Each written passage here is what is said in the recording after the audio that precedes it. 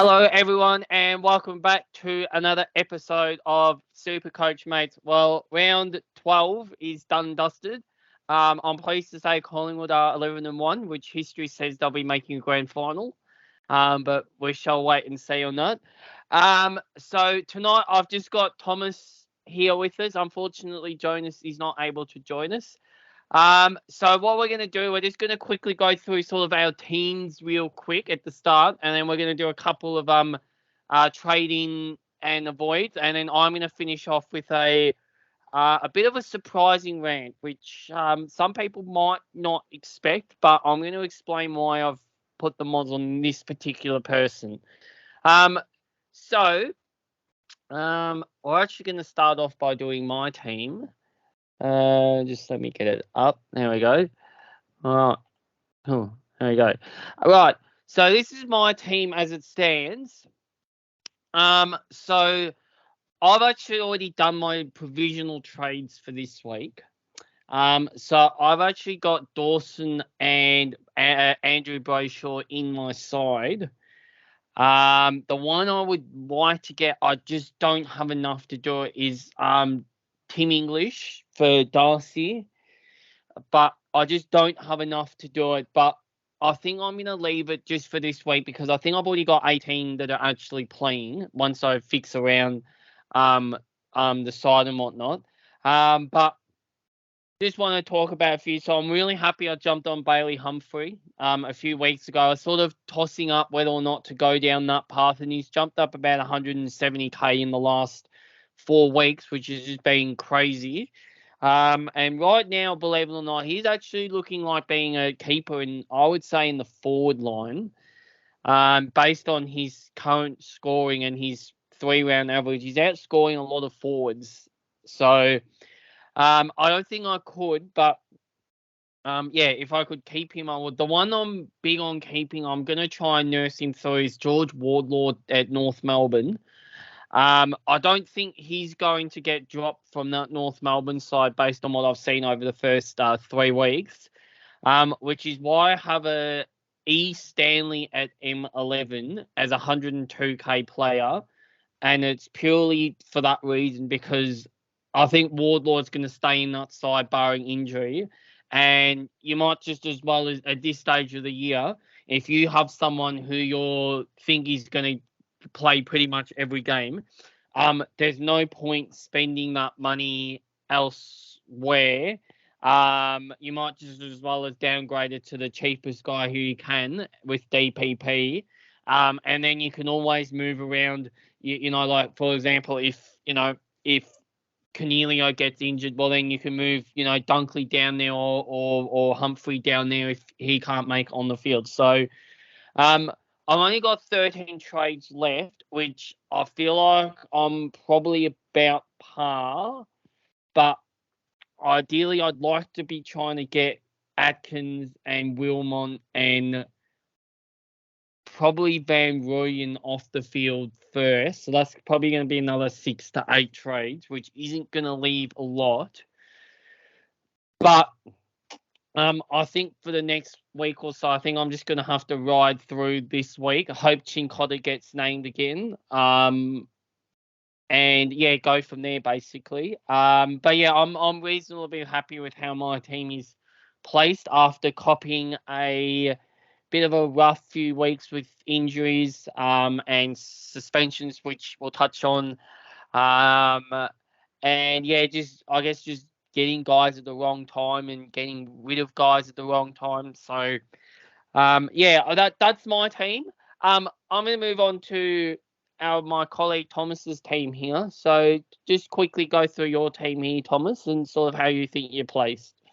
Yeah, I've obviously had a pretty rough start. I think I had the most amount of injuries out of all 3 of us with regards to trading in and out people for a short amount of time. Not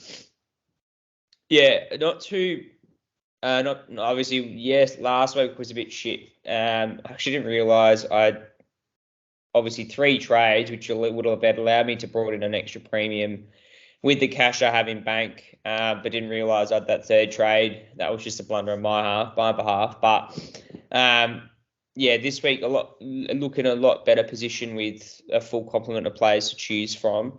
Probably going to do the one trade this week just because not too keen on bringing a rookie in early. No need to with 436k in the bank. But probably looking into bring Lockie Neal in as a premium midfielder. I'm looking to just finish off my midfield. In an ideal situation, I'd be looking off to offset Deity's buy. I think he's one that's struggling now in the midfield, and his price is just plummeting now.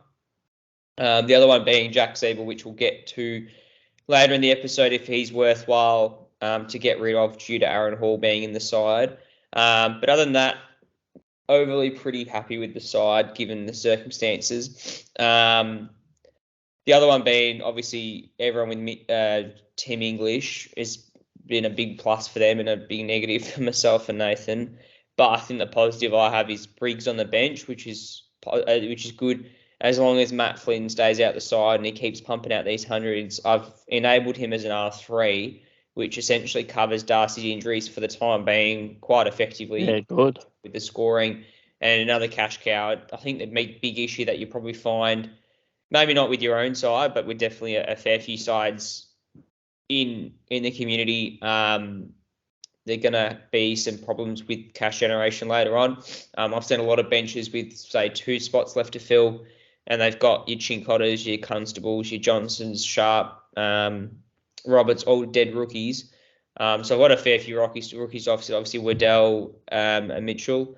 And then Briggs is a big cash cow to work with for the next couple of weeks. But yeah, it'll be interesting to see whether I end up using, a Humphrey as a F6 because of circumstances that I need to save trades, and rather than going a premium, I do like a Nat 5 or something as an F7 to rotate with a Humphrey for the time being. But I guess this week in particular, I'll be looking to offset a rookie, probably Sharp, because he doesn't have DPP unless he gets picked up, unless he plays. But even then, his break even wouldn't be the best. But yeah, probably Sharp out, Neal in. Tossing up between him and Brayshaw. So one of the two will come in, leaning towards Neal at a slightly cheaper price, but we'll see how we go.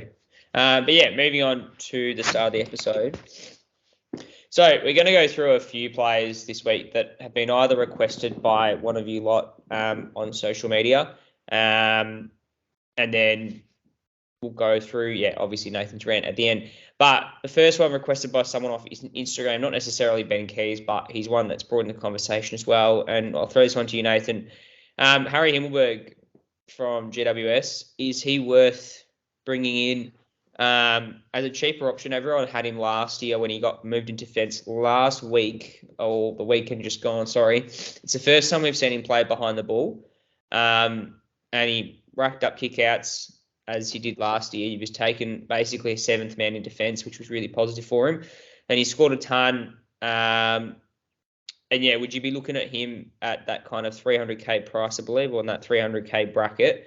Or someone like Ben Keys, who's gone back-to-back tons and has looked really positive in the midfield, scoring hundreds. But obviously there are some doubts to both of them. But what are your thoughts on either bringing on one of these two, given the circumstances of lack of trades and lack of cash generation? Yeah, so I think if you're asking me to pick, I think I would purely lean towards Himmelberg. And that's purely because I think sometimes Ben Keys can be asked to lock down on sort of a rebounding halfback. I know he did the job on Nick Dacos when they played Collingwood, and he seems to be Adam Sard's biggest nemesis whenever Carlton play against Adelaide. So I think with Keys, I think you're going to be prone to a 40 or a 50 game because his job's purely going to be to try and exploit that rebounding defender. So basically he'll go charge forward as soon as Adelaide win the ball, and if they don't use him, well, then he's not going to score. Himmelberg, the only reason I'm choosing Himmelberg is purely because if he plays in the back line, we know he's a proven scorer. If he plays as a key forward, forget it. But down in the back line, I think last year, he came in about round, might have been about round 10 or something last year.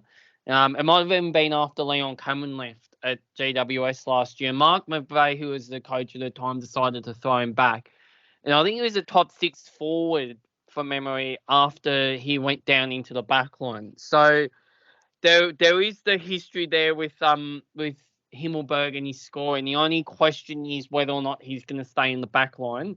So if he's in the forward line, I think both of these guys I would probably avoid, even despite the cash generation issues. But yeah, if Himmelberg is down in the back line, and I know that he's going to play in the back line for the rest of the year, I would not mind taking a nibble at Himmelberg. Yeah. Sorry, your audio cut out for a second. Yeah, Himmelberg's not a bad option. I guess he's got runs in the bank of playing that defensive role prior, so he's had that experience of scoring, so it's really been good for him. Keys is an interesting one because obviously he's a forward rather than... Is Himmelberg listed as a forward or is he listed as a defence? I'll just double check now. Yeah, I think he might be a mid... I think he might be a defender. Yeah, he's a defender forward. Yeah, so both listed in a forward category. I think I'd be inclined as well. Look, he's only played it for 1 week, but he's done it before, whereas Keys, I think it's really role dependent. Like, if you tag someone in the midfield, he'll play mid, but if he tags a defender, then he plays forward. So who do the Crows have got this week? They got West Coast in Adelaide. Yeah, I mean, he could just go well in general, so that's kind of a null and void one. She maybe goes to Tim Kelly, if anything. But then round 15... They got Collingwood. Yeah, so he goes back to Dacos probably. Yeah, so he's playing forward again.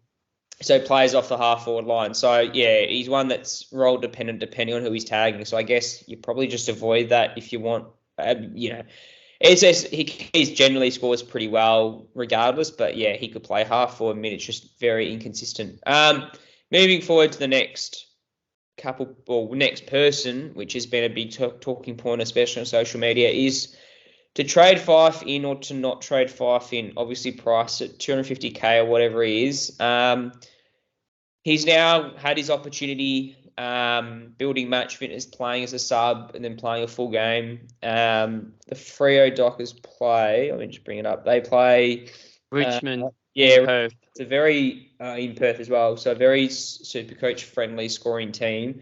What are your thoughts on bringing in Fife either as an F6 or as a F7 to rotate?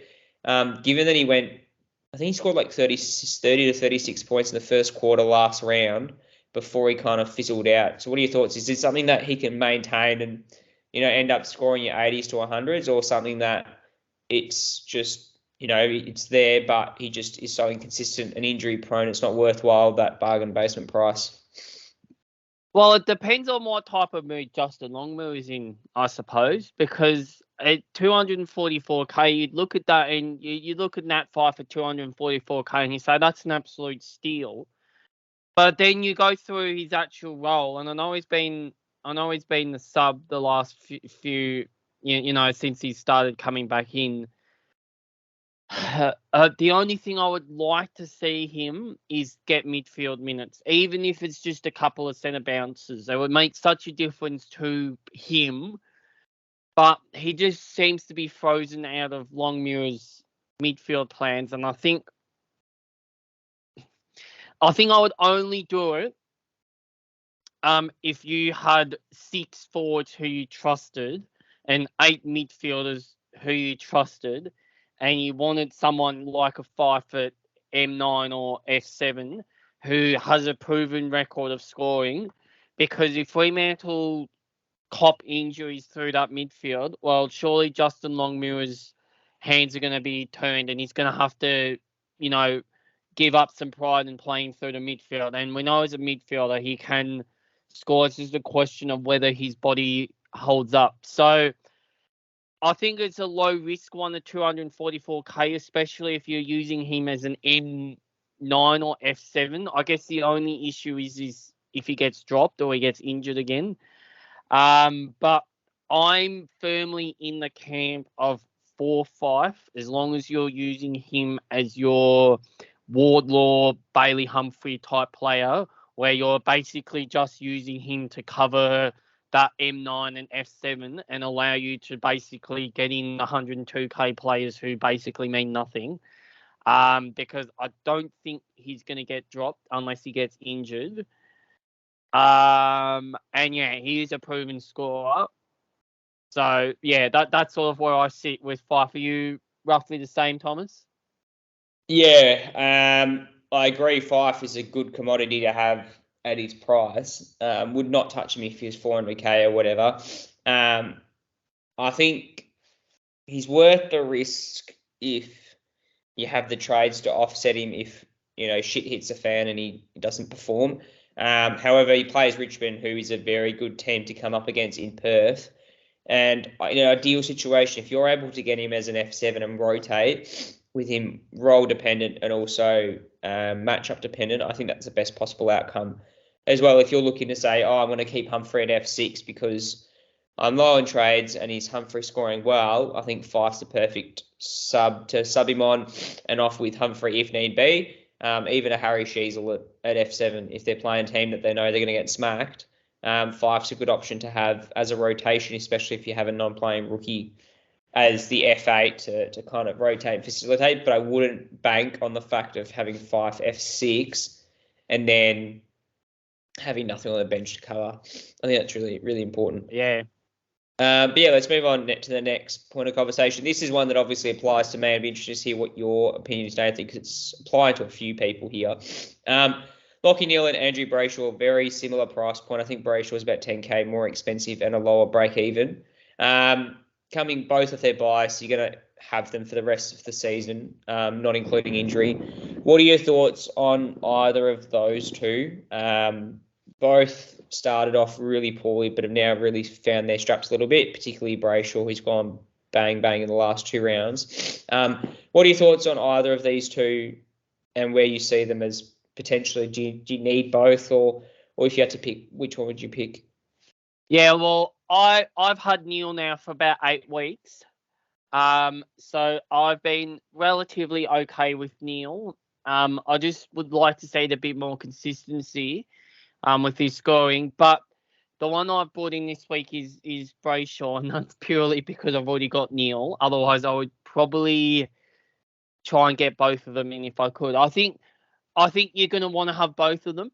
I think they're both top 8 midfielders by the end of the year, even if they're not going to officially be in there. I think I had a look here. I think Lockie Neal's currently 28th, but that's overall.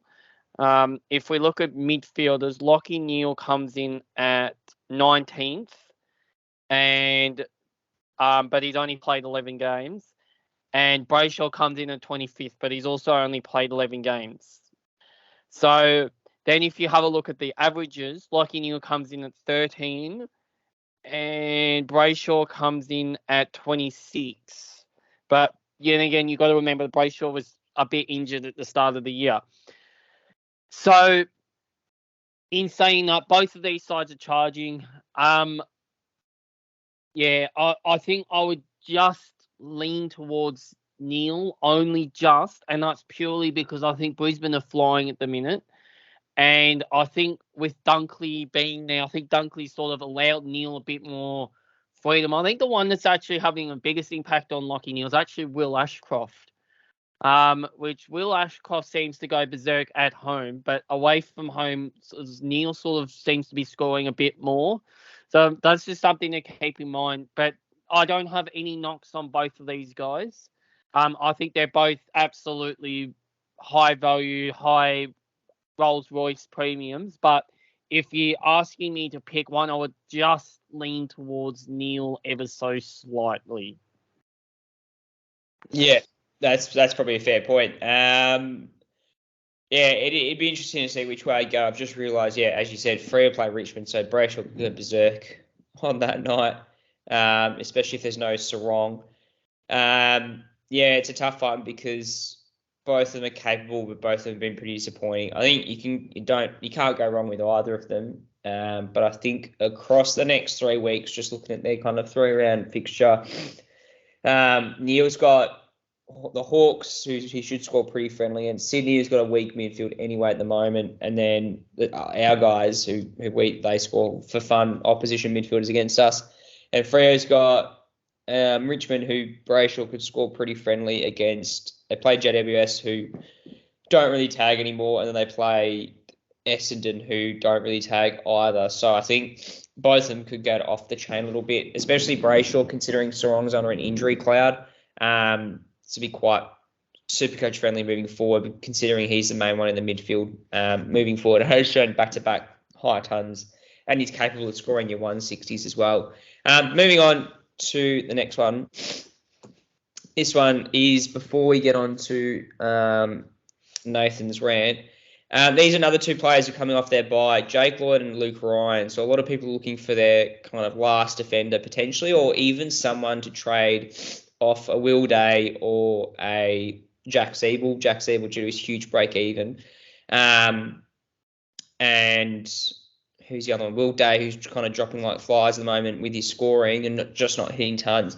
What are your thoughts on bringing either of these two? Lloyd's kind of got back to his old Seagull role and plays St Kilda tomorrow night, who St Kilda have let off ridiculous scores against the half-back line, unless they kind of changed their structure after the mid-season bye. And Luke Ryan, who hasn't gone under a ton, I think, yet, or has gone under a ton once or something like that. So very, very consistent with his Supercoach-friendly role. And against the Tigers, I could see him doing quite nicely. What are your thoughts on these two? And do you think any one of these two are worthwhile bringing in, considering they're off their bye and they're quite Supercoach-friendly scoring? Yeah, so I actually like Jake Lloyd out of these two. I just had a look now. Luke Ryan's break even is still over 130, which he hasn't got that. He's got that once, and that was in round 1 against St Kilda. So there's a good chance that he's going to drop again in price. Whereas I think Jake Lloyd's break even is in the 90s. And the fact that they're playing St Kilda, and he seems to be taking all the kickouts again, even though Blakey's there. The only question mark I have is what happens now that Dane Rampy's back, because I think Lloyd's been able to excel because Nick Blakey's gone sort of a bit taller to sort of try and fix their injuries. But now that Blakey seems to have been perhaps freed up from a taller role now that Rampy's back, it'll just be interesting to see what happens to Lloyd's scoring. But yeah, I think out of these two, I think I would lean towards Jake Lloyd. I don't have any knocks on Luke Ryan. But if you're just asking me right now, I think Jake Lloyd is the more consistent option. I think you know what you're going to get with Lloyd. You're probably going to get a score between 90 to 110, and he can go to 130. Whereas I just had a look through Luke Ryan's scoring, and he seems to be a little bit more volatile with his scoring. Like he's got a 171 in here, he's got a 122, but then he's got an 85, 84. So, look, I mean, that's still consistent as well, but I'm just got more trust in Jake Lloyd as opposed to Luke Ryan at the present time. Yeah, totally agree with you. I've just looked at Ryan's recent scores. He's going on a downward trend a little bit at the moment. His last three scores have been under 100, so there's a bit of lack of consistency with regards to what's happening. I don't know if it's a slight role change, if he's being required to play more one-on-one. I haven't been paying too much attention to... Yeah, well, they're playing more aggressive, Fremantle. They seem to be playing a bit more of the chaos ball, which I don't think suits him. Yeah, I was going to say, he almost suited... Like, obviously, Ryan suited... It was all... I think I always heard, I don't know, on social media, but whenever Ryan was doing so well, they were playing that chipmunk style, which really didn't get Freo anywhere. Now they're playing that bit more slingshot, free footy-esque kind of role. It's really benefited Freo. It was just been really positive for Freo, but not so much for Ryan scoring. Lloyd, on the other hand, as you said, it's been really good. He'd be my pick of the two, definitely. They're both now priced at a very similar price, just shy of that 500k. So I think if you're looking at Will Day... Yeah, they're just over 500k. Be one to trade up to, because what these two are capable of, whereas Will Day's capacity to score hundreds is pretty much gone now, I think, a little bit with fatigue and being a young midfielder. And if you're looking to offset Jack Ziebell, for example, they're very similar prices. So you could easily do that. But Lloyd, he's kind of taken back that seagulling role a little bit. As you said, it'd probably be interesting to see how it will affect Dan Rampy. I'm just looking at his scoring now. Dan Rampy hasn't played since round 4.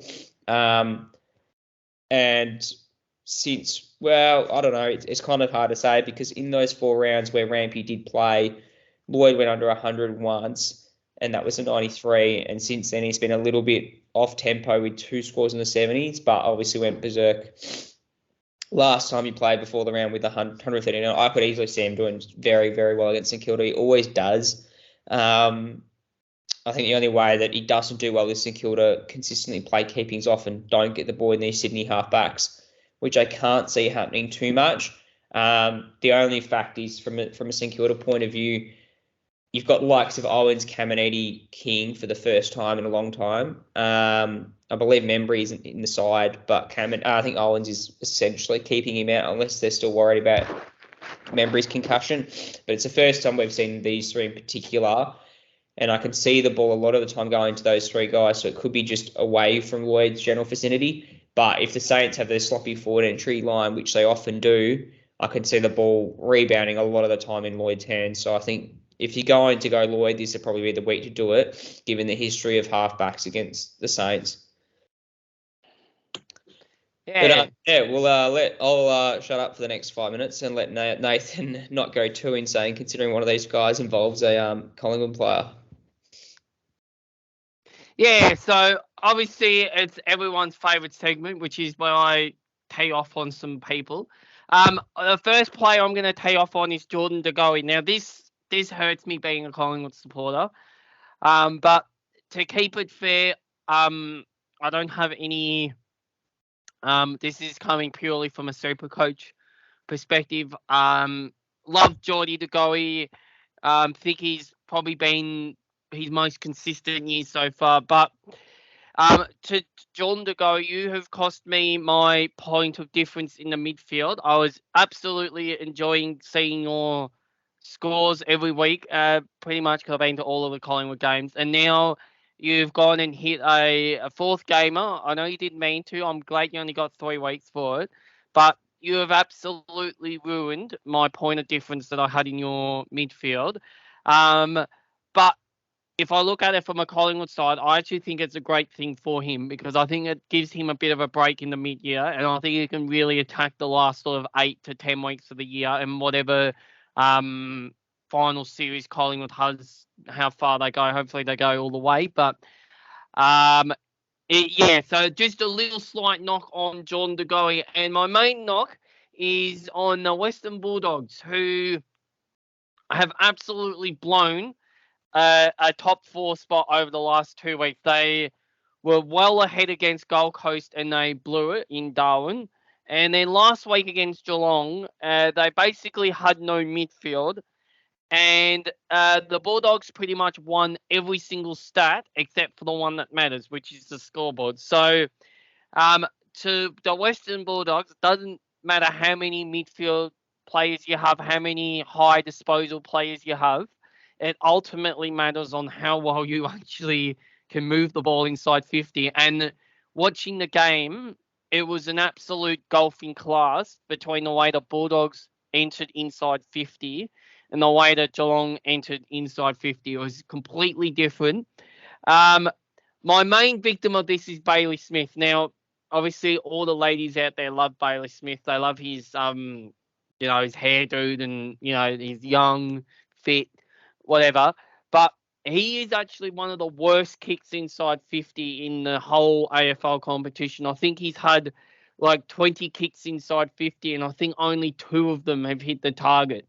So that seems to be symbolic of the Bulldogs' current problems, where they just can't hit anyone inside 50. It's basically Norton or bust in the forward line. Down back, they got horribly exposed yet again. Tom Hawkins played a great game and basically sidelined Liam Jones and took him out. And as soon as they did that, their backline basically faltered. So I think Liam Jones has covered a lot of cracks at the Western Bulldogs, especially in their backline. And I think sides will go to work on keeping Liam Jones occupied, which will expose the rest of the backline. And I think we're going to truly see how good this Western Bulldogs backline is. And the midfield, basically symbolic of Bailey Smith. They don't seem to be able to know how to hit a target inside 50. They seem to be great at getting the ball, but their impact with the ball is basically completely shot. So to Luke Beveridge and to the Western Bulldogs midfielders, you have not finished in the top 4 now for 13 years. All right. This is arguably, I would say, one of your best chances to finally get in the top 4. All right. You don't want to blow another chance of getting in the top 4. I think it cost you in 2021 by not finishing in the top 4. I know you had injuries in the last 3 weeks. I think Josh Bruce did his ACL in about round 20, and they basically lost their last 3 games and fell out. But they were basically top 2 all year, and I think it ultimately cost them really competitively that last sort of quarter and a half in that 2021 grand final. And it looks like being the same old year for the Western Bulldogs, where if they're gonna go on a charge in September, they're gonna have to do it the hard way again. And history says that you can't do that from outside the top 4. I know they've done it before, but that was absolutely one out of the blue year. So I think the Western Bulldogs can absolutely challenge the top 4, but they need to fix this midfield kicking inside 50. Otherwise, they're going to blow targets. And everyone else around them is just going to go on top of them, and they're going to finish 8th again and have to do it the hard way. So they are my nags for the week. I'm going to mute myself now and rest my voice, unless Thomas is not there. I need to rest my voice after that. I think Nathan needs a week. I basically do it every 2 weeks before he goes insane, especially if Collingwood are going to play finals or go deep in September, that's for sure. Just a quick one, Nathan, before we finish up for this week. I forgot to put it in the agenda. But what are your thoughts quickly? I know both of us have it. I think Nate Jonas still does have him as well. Ziebell, big talking point this week is a premium whose break-even's through the roof. I think it's like 170. Yeah, 172. Before we finish up, about trading him or keeping him, what are your thoughts on him? Well, I don't actually have him. Oh, right. I thought you did. I haven't actually got him. I have had my eye on that trade button a few times to actually bring him in. But yes, I absolutely agree with you. We spoke off camera before we started this about the impact that Aaron Hall's having on Ziebell's scoring. And the last few weeks, his scoring has absolutely plummeted, Ziebell. So, I think I would be looking to sideways him.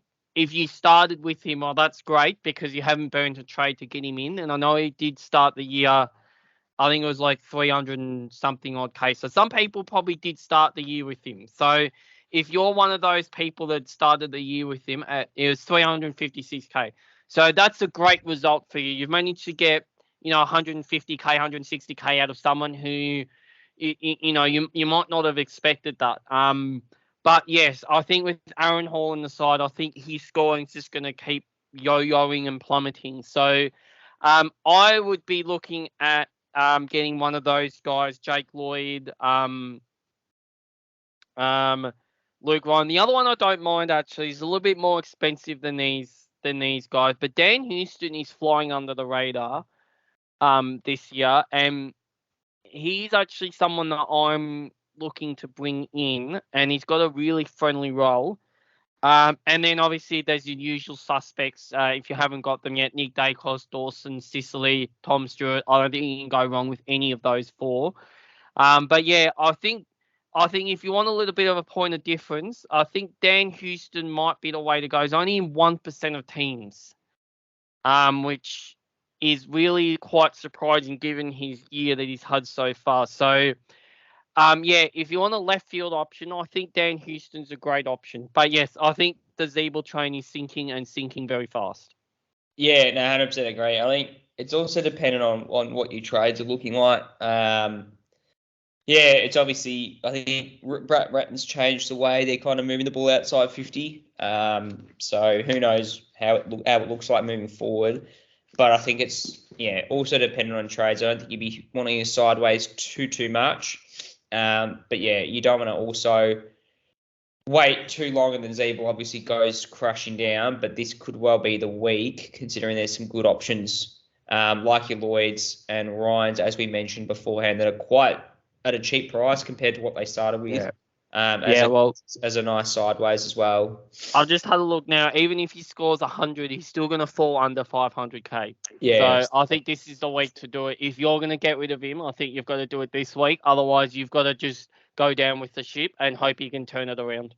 Yeah, I think you've also got to be aware if, say, I think for obviously a lot of people he's playing forward as well then defensively. I think you got to also be aware that if you are trading Ziebell, you could be forced to hold a Humphrey or a Will Day a little bit longer as well, just because you're treating now Ziebell as a rookie with regards to sideways him, or not a rookie, but a failed premium. So yeah, obviously if you started with him, it's great because you've made some money and you probably would have been aware anyway that he wasn't expected to redo what he did. He didn't do it last year where he kept him for the full amount of a lot of time, but you've at least gained a bit of points and a bit of money.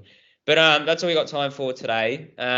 Good luck to those of you who are still playing and still tracking along nicely with the buys, and hopefully they treat you a lot nicer than they did a lot of people last week, considering that it's only Gold Coast and Geelong. And good luck and enjoy watching the footy, and we'll catch you next week.